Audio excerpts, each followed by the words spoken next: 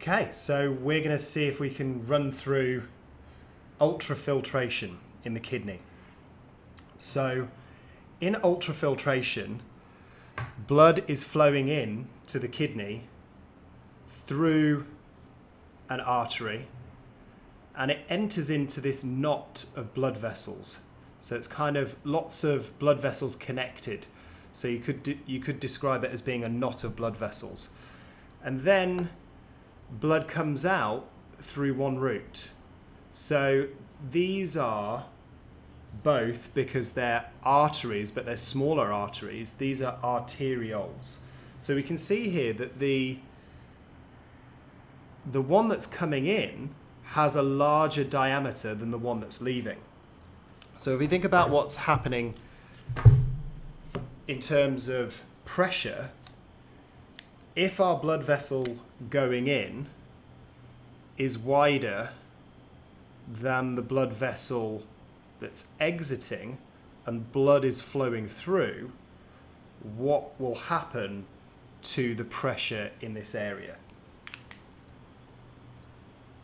Well, the pressure in this area, because there's a wider diameter coming in than out, the pressure here, we're going to get high pressure. So we've got high pressure in the knot of blood vessels. Okay, this knot of blood vessels, so we had the idea of it coming in with a wide diameter, and then we've got, and I'm just going to draw them as single lines, we've got this kind of knot of interconnected blood vessels, but leaving the diameter reduces. So in this region here, we've got high pressure in those blood vessels. This knot of blood vessels is called the glomerulus. So the glomerulus is that knot of blood vessels. So that's a key word, glomerulus. A lot of people want to say it glomerulus, but it's glomerulus. Okay, so the glomerulus is the knot of blood vessels where we get a high pressure because this blood vessel that's entering has a higher diameter than the one that's leaving. And so the one that's coming in, the blood vessel that's entering, this is called the afferent. That's the afferent arteriole. And leaving it at this end is the efferent. One way to remember that is efferent for exit. How do you get out? You exit, so it's the efferent arteriole. Okay, let's go back to our diagram here. So we're coming in through the afferent, leaving through the efferent, and in this glomerulus we are building up high pressure. So what's the purpose of that? Well, the kidney is like a giant filter. It's a bit, we can think of it being like a sieve. And so in this glomerulus, in the blood vessels, we will have gaps through which things can be squeezed. And that would be on kind of both sides of it. So we're going to make ourselves a few little gaps there. And so things could squeeze through these gaps. These gaps you'll sometimes see called fenestrations. So the fenestrations are the pores or the tiny gaps, and things can squeeze through them. So I want you to just stop and have a think. What things are in the blood which could squeeze through tiny gaps? Because, like we said, it's a bit like a sieve. So if we think about a kitchen sieve, a sieve that we would put something like rice into, well, the rice gets stuck there, but through the gaps in the sieve, the water can get through. So if this is the sieve for the blood system, what things are going to be small enough to get through the tiny gaps? So just stop and have a think and see if you can write down what things will go through, what things are going to go through the filter, and what things will remain in the blood. So you might want to just stop the video and just think about that.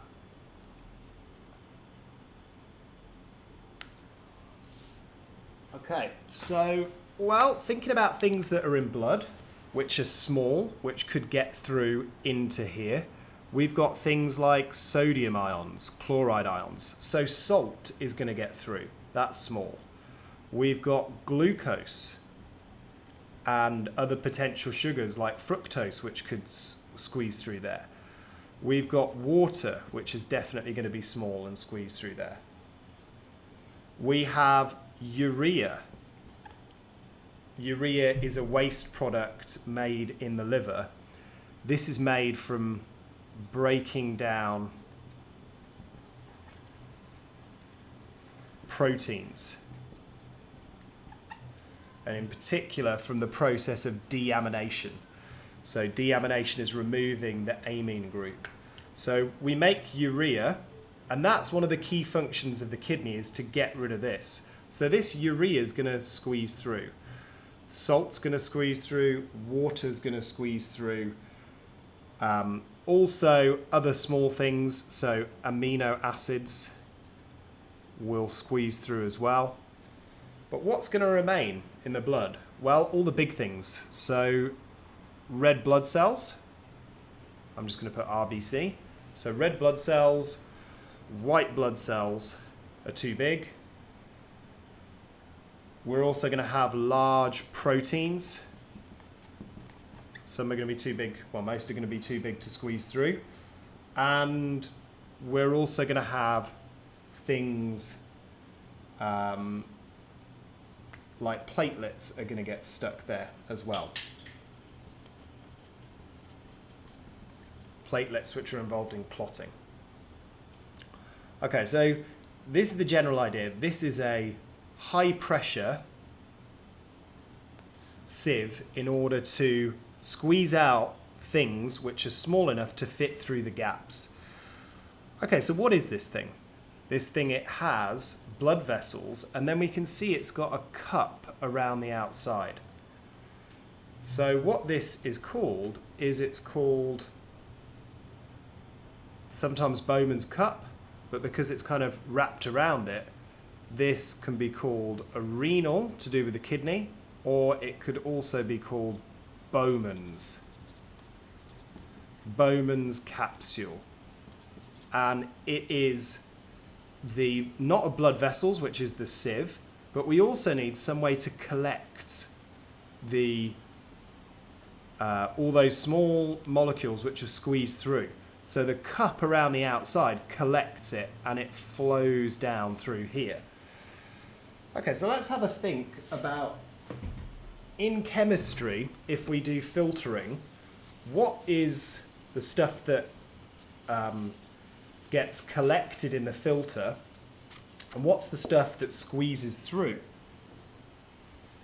So in chemistry, and in fact in bio as well, we can use filter paper, and usually we would collect this in a beaker or something.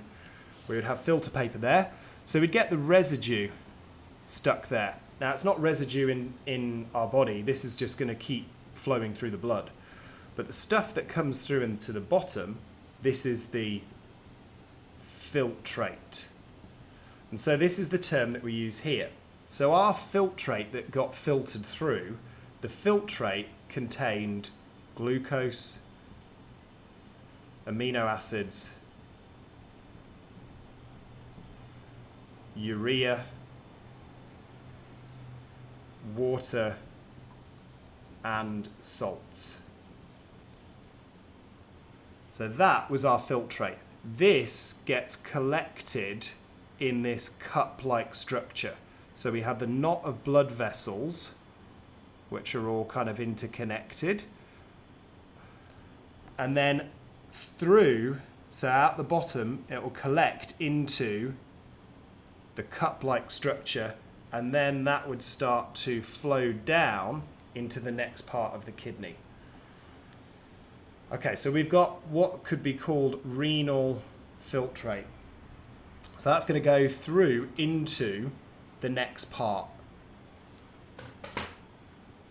Okay, so blood flows in, things get squeezed out into Bowman's capsule. It creates a filtrate that then is going to flow through the rest of the kidney to the next parts. Okay, because this is filtration, we can call this, and I'm just going to move over to the other side here, we can call this ultrafiltration. So I'm just going to go through the essay for this. So what could we say about this? So this is ultrafiltration. Where does it happen? We can see it's happening at the top of the kidney, the outside bit. It happens in the kidney cortex.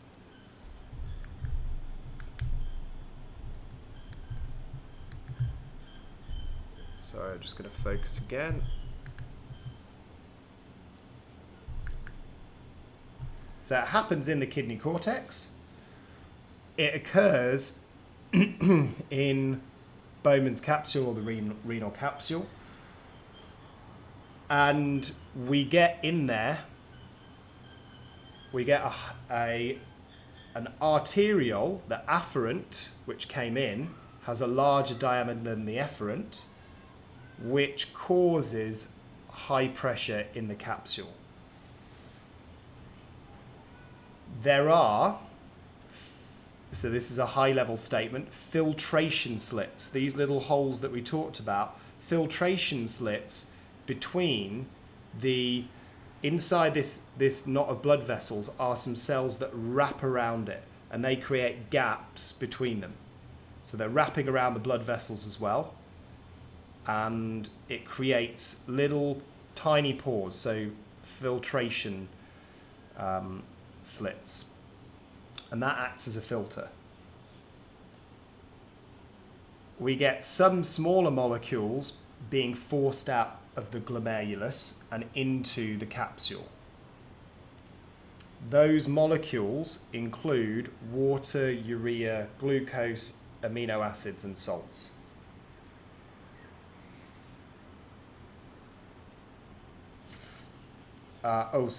This should go a little bit above that. This statement should be there. Through smaller molecules are forced out. They go through the basement membrane and fenestrations, the pores in the capillary wall, and then they go through. So let's just put that in the right order. Then they go through the podocytes. So the capillaries themselves have little tiny gaps in, and then wrapping around the capillaries are cells which, so if my fingers are the cells, the gaps between my fingers are the little filters. So that's the podocytes. Those are high-level statements though. Okay, so what do we get? We get molecules like water, urea, glucose, amino acids, and salts would be squeezed into the renal filtrate or the glomerular filtrate. And then it's going to be transported into the rest of the structure, which is called the nephron. So the whole thing, everything on this picture is the nephron, and we're just looking at Bowman's capsule. So once the filtrate goes through, it's going to go through the rest of the nephron. Okay, and the final bit is that plasma proteins, or platelets and cells like red blood cells, are going to be too large, so they remain in the blood. So what this means is that if we see blood in our urine, because what's going to come out the end is urine, then if we see blood, then something's going wrong up here. It could be high blood pressure, or it could be kidney damage, which is leading to blood going through and getting into the filtrate. So blood in the urine is usually a sign that something's not going right. Okay, so that whole process that we've just looked at, the whole thing is ultrafiltration. So why is it ultra?